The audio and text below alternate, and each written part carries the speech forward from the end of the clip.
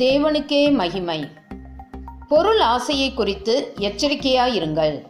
பொருளை குறித்து அல்ல, பொருள் மேல், அதாவது பணத்தின் மேல் உள்ள ஆசையை குறித்து எச்சரிக்கையாயிருங்கள் என்று ஆண்டவர் இயேசு லூக்கா 12:15 நம்மை எச்சரிக்கிறார்.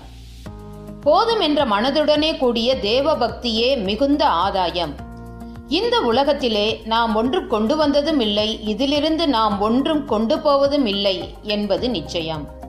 உண்ணவும் உடுக்கவும் நமக்கு உண்டாயிருந்தால் அது போதும் என்று இருக்க கடவோம். ஐஸ்வர்யவான்களாக விரும்புகிறவர்கள் சோதனையிலும் கண்ணியிலும் மனுஷரை கேட்டிலும் அழிவிலும் அமிழ்த்துகிற மதிகேடும் சேதமுமான பலவித பாவங்களிலே விழுகிறார்கள். பணம் அல்ல, பணத்தின் மேல் உள்ள ஆசையே எல்லா தீமைக்கும் வேறாயிருக்கிறது.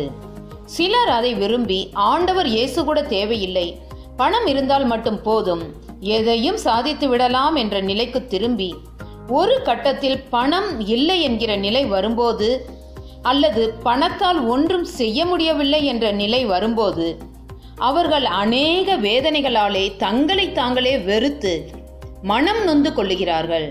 எனவே நீங்கள் பண ஆசை இல்லாதவர்களாய் நடந்து உங்களுக்கு இருக்கிறவைகள் போதும் என்று எண்ணுங்கள் என்று வேதமும் நம்மை எச்சரிக்கிறது.